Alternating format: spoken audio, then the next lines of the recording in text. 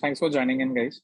The idea of this session is to cover how we can optimize our tax and increase our post-tax returns. So, prima facie, we are covering how to optimize our post-tax returns specifically on investments.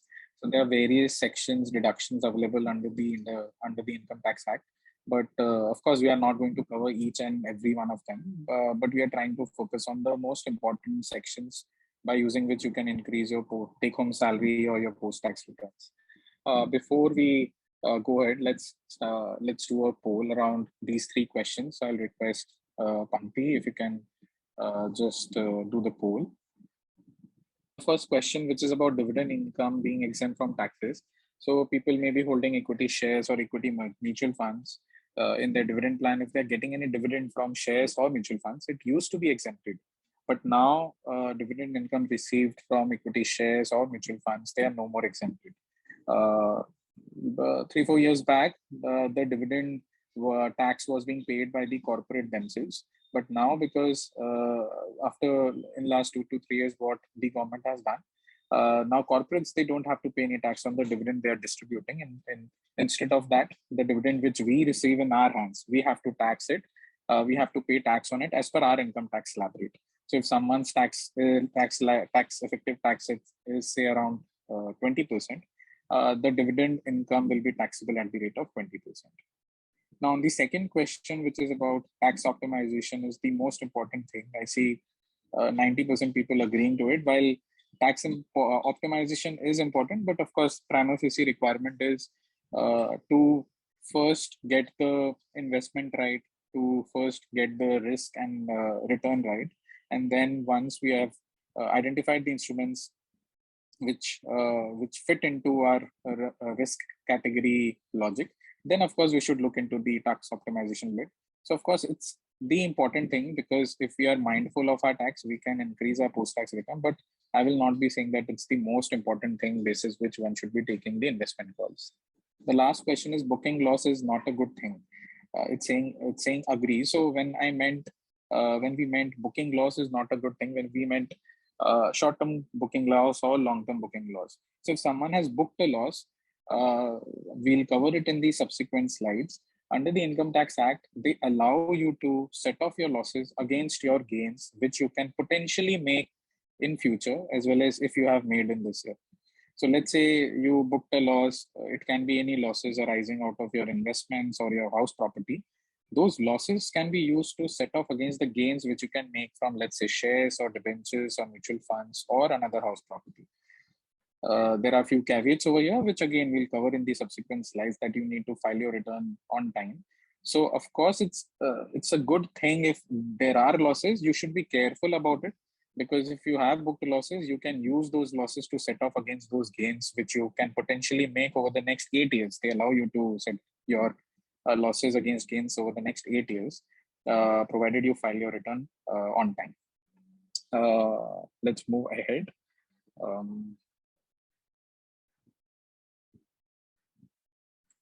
So the first section, which most of the people may be aware about, and of course, before starting this, if you have any questions, you can put it on the chat so that we can take it up at the end of the session. ATC, which everyone or most of us will be aware, that let's say someone is drawing a salary of 10 lakh rupees. If someone is not planning their taxes well, they will end up paying tax on 10 lakh rupees. But again, under the Income Tax Act, if you have done any investments in any of the instruments, or you are currently doing anything, for example, if you have your home loan going and you may be paying EMIs for your home loans, the principal part of it is allowed under Section 80C. When we mean 80C, there are a few sections defined by Income Tax Act. Now, let's say you are paying a principal every month. On an annual basis, if you end up paying a principal of, let's say, 1 lakh rupees, it's allowed to be deducted from your taxable salary of 10 lakh rupees. Now, 80C has got all these instruments in place. You have life insurance premiums. So if you're paying a premium where you have got yourself covered, any insurance premium which you have paid, or you have bought a tax in mutual funds, there is a category called tax saving mutual funds, which they call as ELSS mutual funds, equity linked savings scheme. If you have bought those mutual funds specifically they are allowed exemption under Section 80C, or you have done any investments in public provident fund, PPF, or bought a national savings certificate, or done any investments in NPS, or as simple as you have done any tax saving fixed deposit with a bank. All these are allowed under Section 80C. The only limitation is the maximum deduction allowed under Section 80C is 1.5 lakh. So if your taxable salary is 10 lakh rupees and you are doing investments in any of these instruments in whatever form and fashion, it's not like you have to choose only one category, say home loan principal repayment. Your insurance premium can be 10,000. You can do 30,000 rupees of investments in ELSS mutual funds. Then you can do voluntarily EPF of, let's say, 50,000. All combined, you cannot claim more than 1.5 lakh rupees reduction. If you do that, 10 lakhs rupees from your 10 lakhs, 1.5 lakh gets deducted, and your taxable salary instead of 10 lakhs will now become 8.5 lakh. You just need to be mindful of all these instruments. If you're doing anything, you should declare it. You should declare it at the time of filing your return so that your taxable income reduces and your tax liability also reduces. Now, of course, there are so many avenues available as we can see in front of us. We thought to make it easier for everyone that the first thing, of course, we want everyone to be covered. We want all of you guys to have a life insurance so that, and of course, life insurance, something which in case of any mishappenings, your family is covered. But on top of that, because the premium which you end up paying, as we spoke about in our last slide, it's allowed the premium 10,000 rupees can be deducted from your taxable salary. So that's an additional benefit which the income tax they have given. Second, of course, home loan principal repayment, which is the principal portion of your EMI. And third, if you're a risk taker, you don't mind taking risk in equity market, then there are categories like ELSS or tax saving mutual funds. The amount of investment done will be clubbed under Section 80C. And if you don't want to take risk or you want to diversify your risk, then you can also invest in PPF, Public Provident Fund. Right now, Public Provident Fund is fetching you an interest rate of about 7.1%. And this 7.1% is completely tax-free. Right now, if you go out and you want a AAA or a good risk-free product in debt market, you will not get better than this rate in the market today. 7.1% interest which you are getting is completely tax-free. The amount which you are investing is allowed to be deducted from your taxable salary. So it's a double benefit that you can reduce your taxable income, plus the investment which you have done is giving you a rate of 7.1%, which is post-tax, because the amount which you will accumulate on the PPA which you have invested, that's also exempted from taxes. For ELSS, someone who is investing in tax saving mutual funds, the capital gain is definitely taxable, but the amount of investment is allowed to be deducted from your taxable salary. So these are a few instruments. Of course, we'll be sharing this this video on YouTube, this presentation also. You should be careful about plugging in all these categories in 80C and reduce your taxable income. Now, over and above Section 80C, there are these sections. There is one more section, which is 80CCD 1B, which talks about national pension system. So if you're investing into any national pension system, you get about 50,000 rupees benefit over and above your 80C limit, which was 1.5 lakh, which totals to 2 lakh rupees, 1.5 lakh from your 80C and 50,000 from 80CCD 1B. Now, what is NPS? NPS is a national pension system. It's mainly for retirement planning. So if you're contributing 50,000 rupees from your own money, from your own, let's say, funds, and there are about 7 to 8 pension funds available, and you're contributing these funds in buying or putting money in NPS, then again, generally NPS, they have given in past a return of about 9 to 10%. The return you will make is over and above the deduction which you can claim by reducing your taxable income. Now, of course, we would recommend to go for NPS if you're comfortable with the caveats which are there with NPS. The caveats are, say, suppose you're contributing 50,000 rupees and this is the maximum you can contribute on a year-on-year basis. At the age of 60, you can withdraw 60% of the accumulated corpus completely tax-free, which will come to you at the age of 60 as lump sum. The balance 40% is mandatorily converted into an annuity plan, from where you get annuity income on a monthly basis, which is fully taxable. So there is a divided group. One would say that why should one invest in NPS? The other one say that, okay, one should be contributing towards retirement planning. We also think that if if you're smart enough to make more than 9-10% return on your own, beating the taxable return, then you should be going ahead with it.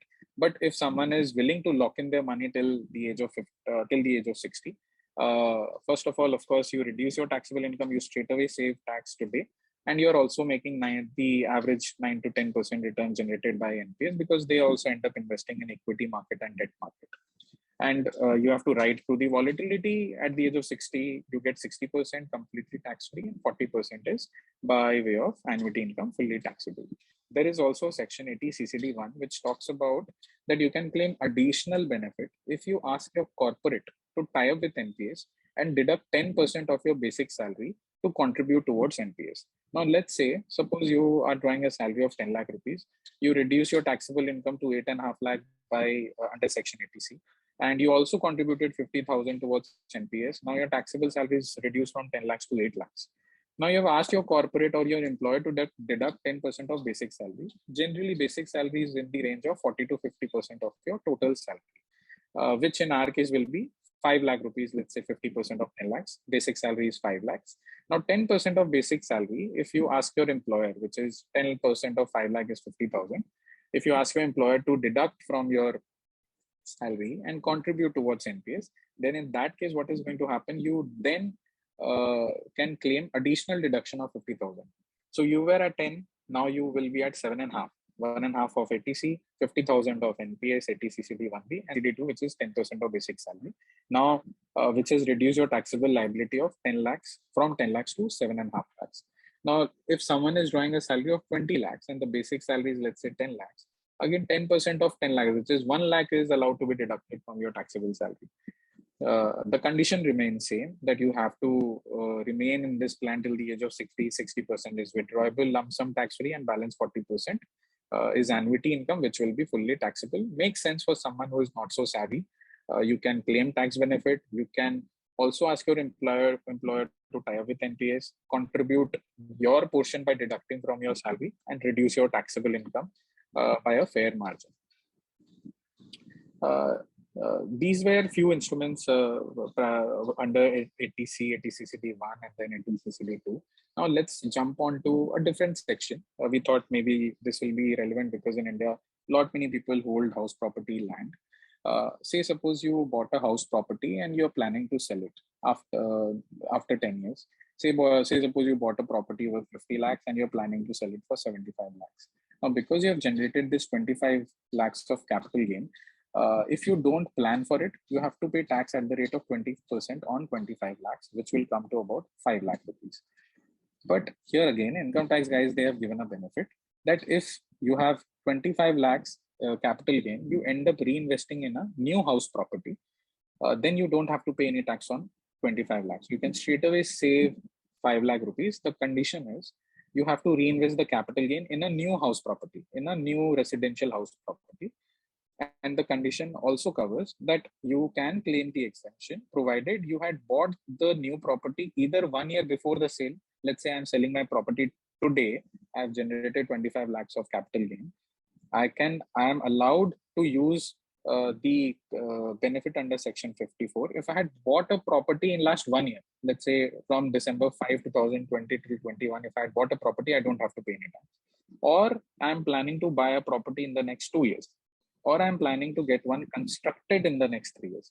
So there are these three you can say benefits given by income tax guys. If you have any capital gains generated by selling your land or property, and you plan to buy one in the next 2 years or get one constructed in the next 3 years, or you have already bought it in the last 1 year, then you don't have to pay tax on your capital gains.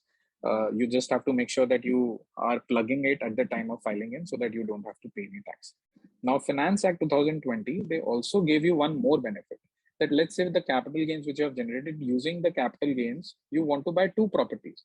They have also allowed you to buy 2 properties using the same capital gains, provided your capital gain from the property sold does not exceed 2 crores. And this option, that if you want to buy, let's say 2 properties from the 1 property sold, then this option is only allowed once in lifetime. But it is only for this specific section, wherein this specific plan, wherein you want to buy 2 properties by selling one property, and the capital gain was not more than 2 crores. But otherwise, if you only want to buy one property and by selling another property, you can, there is no capital gain limit. You can buy, you can save your tax. The condition is the property which you're planning to sell should be more than 2 years old. So if I bought a property last year and if I'm selling it today, then this section is not applicable. The property which I'm selling, the holding period of my original asset should be more than 2 years. And if it is more than 2 years, I need to reinvest my capital gain into either of these plans. Either I would have purchased, or I plan to purchase, or I plan to construct in the next 3 years. Now, let's say if I am not selling any residential property, but I had equity shares or mutual funds or any other long-term capital asset. Now, under Income Tax Act, they define any asset or any property as capital asset. So if I'm selling anything, let's say I made a huge gain in equity market last year and I want to sell it. Let's say someone bought a share worth 5 lakh rupees, which is worth 15 lakhs today. He generated a capital gain of 10 lakh rupees. Now, let's say the person wants to use the gain by buying a new property. In that case, also they have given us a benefit which is different, which is Section 54F. That if you have sold any long-term capital asset, when we mean long-term, they define long-term. Every capital asset is defined long-term or short-term basis the duration they end up holding. So let's say I was holding equity share for more than 12 months. It is classified as long-term capital asset.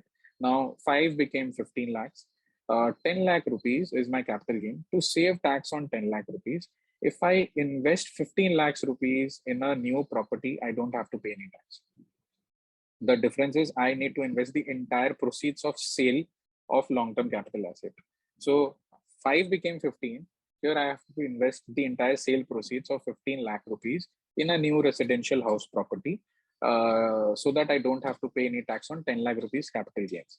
The previous section spoke about capital gains getting reinvested, which was selling a property, buying a new property. This is selling any other long-term asset other than property, but buying a new property. Here I have to invest the entire sale proceeds. If I'm not investing the entire sale proceeds, let's say if I'm only investing out of 15 lakhs, I'm only investing 5 lakhs, then only proportionate reduction will be allowed, but it will definitely be allowed. The condition again over here remain same, that I should have bought a property in the last 1 year, or I plan to buy it in the next 2 years, or I plan to get constructed in the next 3 years. Now, someone may ask that, okay, I do want to do it, but I'm not sure. I have not yet finalized my property, but I want to buy or get one constructed in the next 2 or 3 years. But how do I convince the assessing officer that I plan to do so? So in that case, what you have to do is the capital gains which you have generated, you have to park the money in something called as capital gain account scheme. This account is generally opened by public sector banks. You can walk up to any branch and you can tell them that, okay, my shares were sold for 15 lakh rupees. Now I want to park 15 lakh rupees in a capital gain account scheme because I know I'll be buying a property in the next 2 years or getting one constructed in the next 3 years. Now, once I open an account, I need to declare the capital gain account scheme account details at the time of filing my returns. When I'm filing my returns, there I will declare that I have parked this money and the income tax guys will allow me to claim exemption, even though I have not invested in the house property.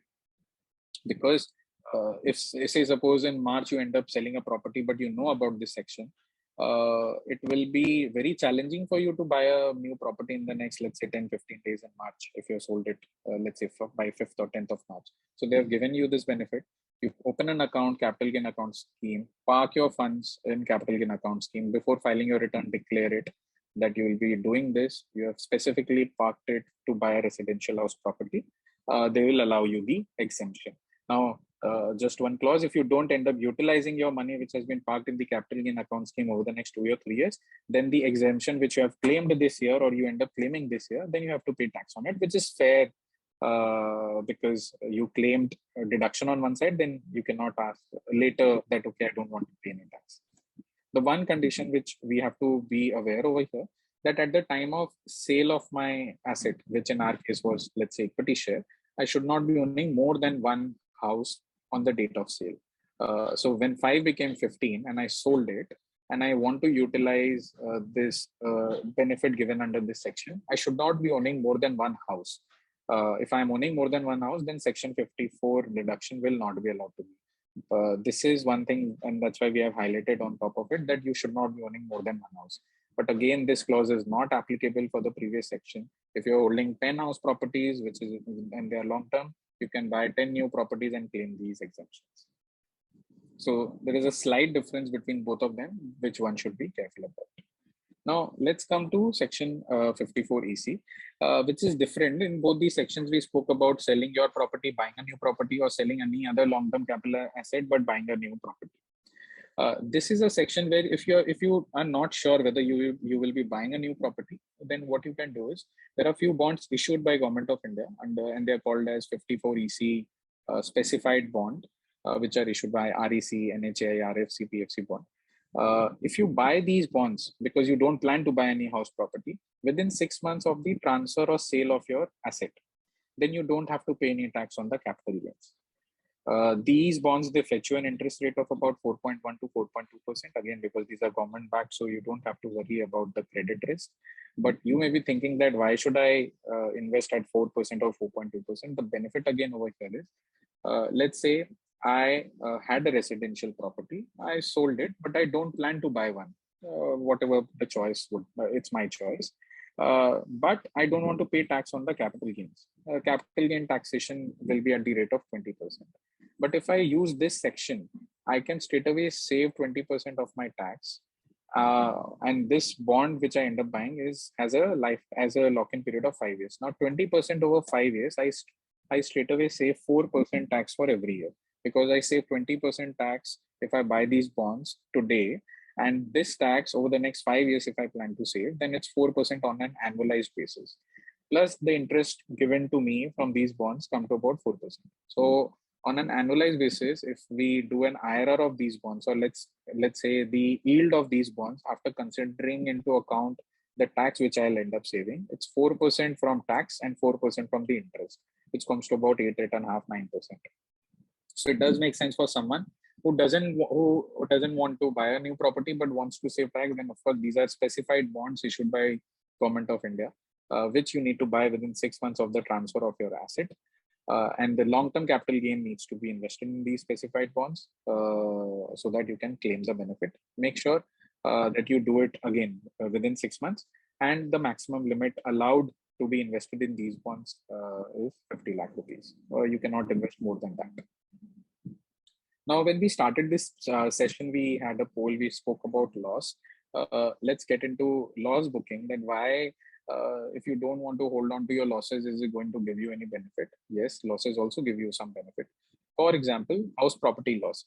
If someone has taken a home loan and is paying interest, then whatever interest you are paying, it's getting clubbed under house property. Now, interest, because it's an outgo, you can say that you can put it under the house property category, and the maximum loss allowed under the house property section is 2 lakh rupees. Let's say I am paying an EMI of 30,000 rupees, out of which the interest component is 20,000 rupees. And this interest, which tantamounts to 2.4 lakhs on an annualized basis, I can show this that I am paying an EMI of this and my interest component is 2.4 lakh. Now this 2.4 lakh is allowed to be deducted from my taxable income. I can show it because there are few heads under the Income Tax Act. There is salary, there is capital gain, there is business, there is income from other sources, there is capital gain, then there is house property. So if I show this 2.4 lakhs, I will be allowed to deduct 2 lakhs from my taxable income. And this loss, if I am unable to utilize it this year, then I can utilize it over the next 8 years. I can carry forward this loss over the next 8 years. Let's come to about short-term capital loss. Now, there are a few assets which we spoke about. Assets are classified as long-term or short-term as per the definition of income tax, which we'll again cover. As in, if you're buying an equity share, if you hold it for a year, it's classified as long-term. If you don't hold it for a year, it's classified as short-term.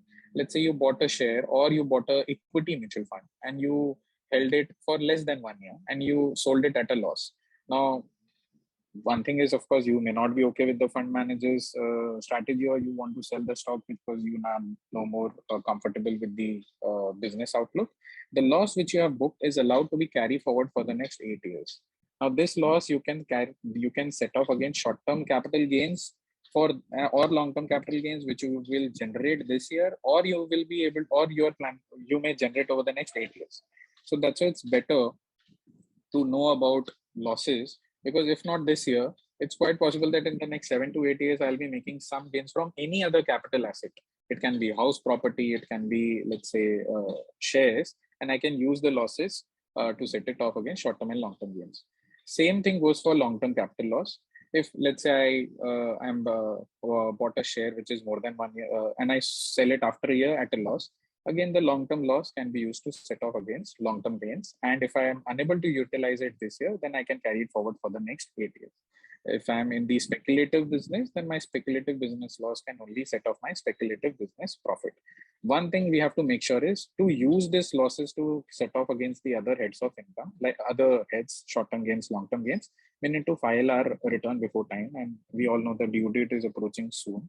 So if you have any losses, you should book it.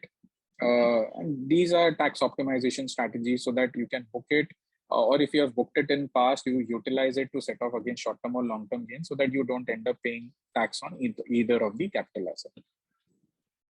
Now let's jump on to different taxation, different tax rates for different kind of instruments. Let's start with equity and equity mutual funds. Now, if I am holding an equity or equity mutual fund, if I am selling it after a year, then I have to pay tax at the rate of 10% on the capital gains. Let's say I bought a share of 5 lakh, I sold it for 15 lakhs, then I have to pay tax at the rate of 10% on 10 lakh rupees, 15 minus 5. 4% is nothing but 4% cess on 10%, that's why it's 10.4. And if I sell it within 1 year, that's why you can see short-term capital gain. If I sell it within 1 year, it's classified as short-term capital asset. I have to pay tax at the rate of 15% plus 4% cess, which comes to about 15.6% on the capital gain generated. Let's move on to other asset classes. Let's say other debt mutual funds, or you have sovereign gold bond, or you have international mutual funds, or you have physical gold. These are classified as long-term capital asset if you're holding it for more than 3 years. And the tax which you have to pay is 20% after indexation. Now, what is indexation? I'll explain it to you in the next slide. If you're holding it for less than 3 years, any of these segments, then you have to pay tax at the rate at your normal slab rate. If you are paying a tax at 20% and you sell it before 3 years, then all these instruments, the capital gain which will generate, will have to be taxed at slab rates. But if you hold it for 3 years, there is a benefit which government has given or income tax guys have given. You only pay 20% tax, but after indexation. Let's get into the concept of indexation. Let's say I bought a house for 50 lakh rupees in FY01. FY financial year 2002, and I sold it in financial year 2008 for 80 lakhs. Now, as per everyone, as in common man will feel that now I have to pay tax on 30 lakh rupees, but that's not the case, because now residential property is classified as long term if I hold it for more than 2 years. Now, if I hold it for more than 2 years, I get indexation benefit. Now over here, you can see on the right hand side, there is a chart which is called inflation table, which Government of India, they come with this inflation table every year. My cost, which was 50 lakh, is right now indexed, or let's say increased by the inflation rate India has seen over the last so many years. So when I sold it in financial year 2008, I'm allowed to increase my cost by the inflation India has seen. You can see the calculation given below on the bottom left. 50 lakhs multiplied by 129, which is the inflation index number of 2008, and divided by 100. So my cost of acquisition has increased from 50 lakhs to 64.5 lakhs. I don't have to pay tax on 30 lakhs, but I have to pay tax on 15.5 lakh, unless and until I plan for it and I use section 54 or 54F or 54 EC. Now, this is the concept of indexation. If I sell any property after it's turned long term, and we need to know the definition of long term. Sometimes it's 3 years for a product, sometimes it's 2 years for a product. I have to pay tax at the rate of 20%, but after indexation, it straight away reduces my tax outgo. That's why we should be careful about indexation. Now, there are a few other instruments like listed bonds, debentures, government security. There are two components over here. One is interest component, one is capital gains component. Interest component is taxed separately, capital gain component is taxed separately. Now, interest is taxed in case of a normal bond. Interest is taxed at your normal tax slab rate for a normal bond. and if you're holding a tax-free bond, then interest is completely exempt from taxes. Tax-free bonds, these are notified bonds issued by NHAI, NTPC, REC, Indian Railways. Right now, these are not happening, but you can find it in the secondary market, which are listed on exchange. The coupon which you will get from these bonds would be exempt from taxes because these are notified tax-free bonds, and they will never be taxable. But if you're buying any other bond and they are paying a 8% coupon, you have to pay tax at the rate of slab rate. Now, the second component which I was talking about is the capital gain. If you're buying a bond that's say 100 rupees and you end up selling it for 105 rupees, this 5 rupees is treated as capital gain, which is separate from the interest or coupon which you were generating. On the 5 rupees, you will have to pay tax at the rate of 10% if you hold it for a year. And if you sell it within 1 year, even the capital gain which you will generate, you will have to pay tax at the rate of your normal tax slab rate. So when you're buying a bond or a debenture or a government security, you need to be careful about both the aspects. That is coupon taxable, then at coupon is if it's not tax free, it's not taxable. If it's other bond, if there are other bonds, then you have to pay at your normal slab rate. And capital gain, if it is capital gain, then you can slightly reduce your tax outgo if it turns 1 year, because otherwise you will have to pay tax at your slab rate, which can be as high as 30%. Second last thing about REITs. REITs are real estate investment trust. They buy commercial properties under the trust. They are also taxed differently. The dividend income, they generally declare dividend on a quarterly basis. There are 3 REITs listed in India: Embassy, Mindspace, and Brookfield. Embassy and Mindspace dividends which you receive, they are exempt from taxes because they fall under the older corporate tax regime. If you have bought a Brookfield REIT, then the dividend income will be taxable at the normal slab rate because they fall under the new tax regime of corporate. That is again a dividend income. In REIT, you have 2 components. One is dividend, one is capital gain. Dividend is treated like this. On capital gain, if you are holding these REITs for 3 years, you have to pay tax at the rate of 10% plus cess if your capital gain is more than 1 lakh rupees. If you sell it within 3 years, then your capital gain is taxable at the rate of 15%, which is your short-term capital gain tax rate. Now let's come to the segment where, let's say you buy an unlisted share in India, you bought a Chennai Super Kings share, or you bought a National Stock Exchange share which was not listed on exchange, or you have bought a Netflix or an Amazon or an Alibaba from any broker, then the tax rate for both is same. Again, here we need to be aware, when do they turn long term, when are they treated as short term. For all of these, they turn long term if you end up holding these shares for more than 2 years. If you hold it for more than 2 years, you have to pay tax at the rate of 20% after indexation. So here again, your cost of acquisition will increase by the inflation rate India has seen or government has declared. So your cost goes up, you only have to pay tax on the difference between the sale proceeds and the index cost of acquisition. And if you sell it within 3 years, if your tax slab is as 30%, your tax outgo will be very high. Now, the last, which is we Indians like this yellow metal. If you're planning to buy a gold, we generally recommend our clients, if you are bullish on gold, you should play the gold theme through sovereign gold bond. If you're buying the sovereign gold bond, you get a 2.5% interest income per annum, and the interest coupon is declared on a half-yearly basis. Of course, it's taxable. But if you end up holding these bonds till maturity, you don't have to pay any tax. There is no tax if you hold these bonds, which generally they are in the range of 7 to 8 years. You don't have to pay any tax if you hold it till maturity. If you have bought a mutual fund, a gold mutual fund, then the tax rate, as we spoke about, it's if you hold it for 3 years, and you sell it after that, you can get an indexation benefit, but you have to pay tax at the rate of 20% on the capital gains. And if you're buying a physical gold, and you plan to sell it, then the tax rate remains same, just that there is an additional hassle of storing it, and there are charges related to that. So if someone wants to play the gold theme, we recommend sovereign gold bond. First of all, capital gain is exempted if you hold on till maturity, and you're also getting an interest income, which is taxable, but still in the other 2 segments, you are not even getting an interest income. And capital gain, any which ways, you will be able to capture it through gold mutual funds or through physical gold also. And this is, again, as I said, it's issued by RBI, backed by Government of India. So the purity is also not a concern in case of sovereign gold bond. We need to be careful about the capital gains tax, which you will end up paying if you buy the gold mutual funds or you end up buying physical gold. That's it from our end. All these kind of questions, of course, tax is a huge subject for people who fall under the salary category. If you're paying rent, then you can also claim HRA. There are benefits related to medical insurance. If you're paying a medical premium, then you can claim the insurance premium which you are paying under Section 80D. Even that is reduced from your taxable salary, and it's 25. The limit is 25,000 rupees for 80D, and if you're paying a premium for your parents, then the limit increases to 50,000 rupees. If you have taken a loan, education loan to study for undergrad or postgrad, there is no cap on the interest which you pay to your bank. Let's say I had taken a loan of 10 lakh rupees, I am paying EMI of 30,000 rupees, and the interest component is 25,000 rupees. On an annualized basis, it will be 3 lakh rupees. Now I can show the 80E, it's covered under Section 80E. Banks, they give you the interest certificate. You can show it and you can get the 3 lakh rupees deducted from your taxable salary.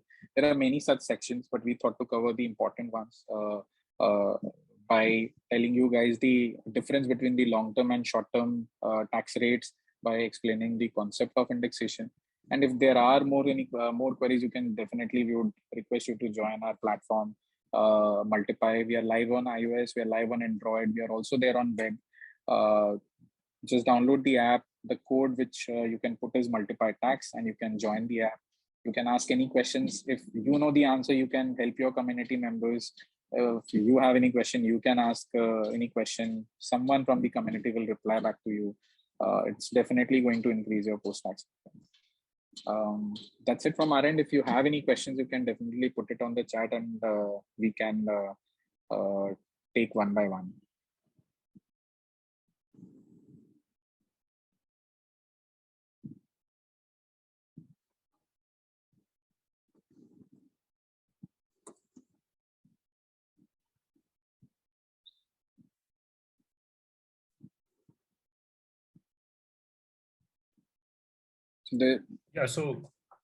Hi Mayank, this is Shivam this side from Cogno.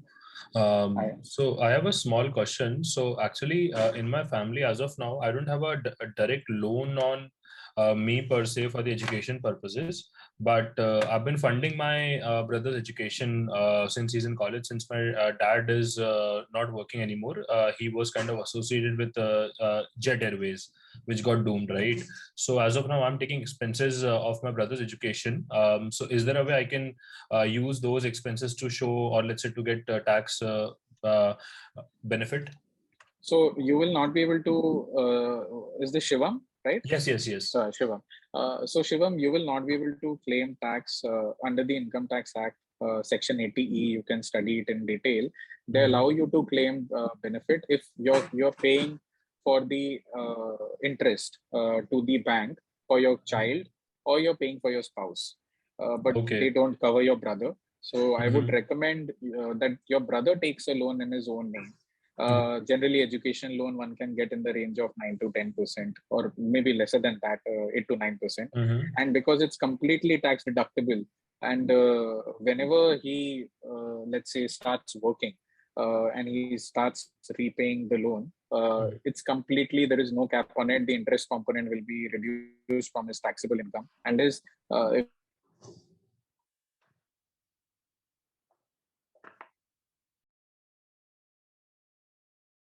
he'll be able to save 2% tax or 9%. His post-tax cost of education will only be 7%. So understood. It definitely makes sense to borrow to fund your education, as well as to borrow to fund your home, because the cost of borrowing is so less, and you also get tax benefit because they allow you to reduce your taxable income for both the cases. Understood.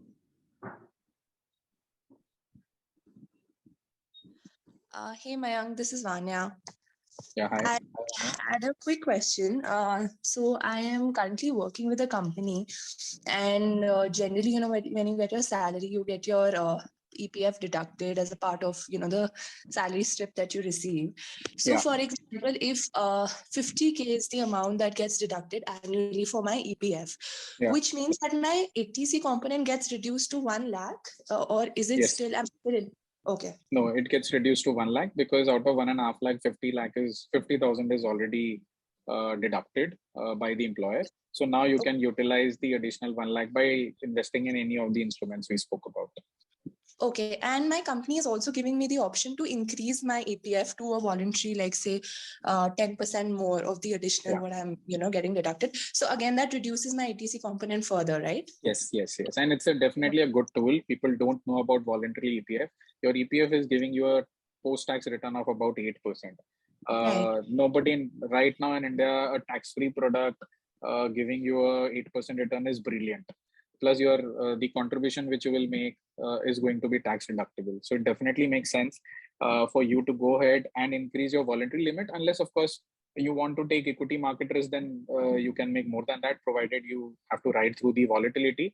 But in the tax-free segment, voluntary EPF also makes sense. But again, as you rightly said, the maximum limit you can claim is 1.5 lakh. Got it. All right. Thank you so much. Hello. Hi, Mayank. Shreyas this side. Hi, Shreyas. Yes. So can you please explain section 80G? Sure. So 80G, I'll explain. We didn't cover 80G because it was not related to investments. 80G is more for donation. So say suppose you're contributing, you're donating towards any of the childcare foundation. Most of the donations, whenever you're doing any donation, make sure they're notified or they are covered under the central government rule. Whenever you donate, they have to issue a certificate. The certificate says that this donation is classified or is deductible under section 80G. So I myself do some donation. It can be to any NGO. You have to just make sure that they issue the certificate. The donation which you end up doing is also allowed to be deducted from your taxable income. Now there are two types of 80G donation. One allow you to claim 50% of the donation which you have put as deduction. And somewhere it's like in case of Prime, if they are empaneled with Prime Minister Yojana or Prime Minister NGO, then there is 100% deduction. So let's suppose you're donating 50,000 rupees. In my previous option, you will be able to reduce 50% of 50,000, as in 25,000 from your salary. And if you're contributing towards a segment which allows you to claim 100% deduction, then the 100% of 50,000 will be allowed to be deducted from your taxable income.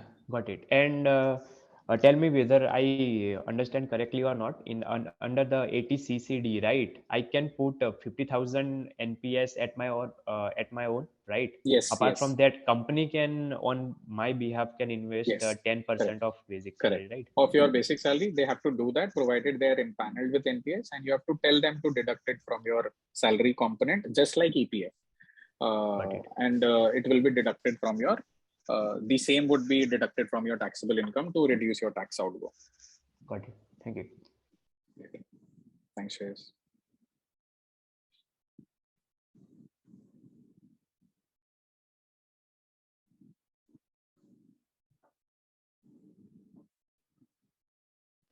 I think someone sent a question to explain 87A. 87A is actually, let me tell you, 87A is again not related to any investments. If your income is less than a specified limit, let's say 5 lakh rupees, then they allow you to claim a rebate. Now, if you're taking that rebate, your taxable income goes down.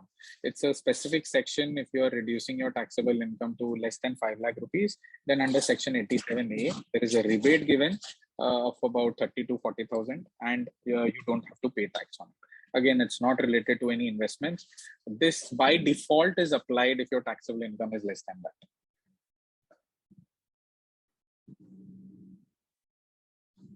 I think, Sachin had asked this.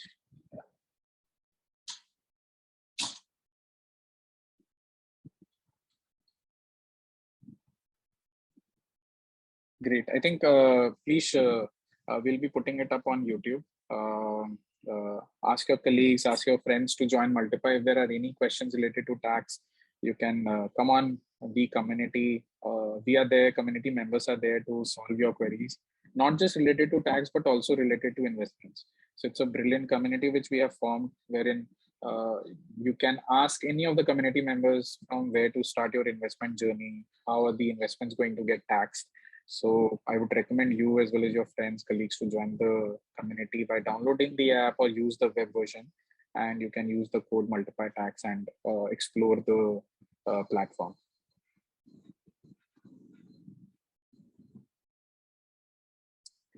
Thank you so much. Thanks, guys. If you have any questions, definitely come on the platform and ask them. We'll be more than happy to answer the queries, or the community members will be more than happy to solve them.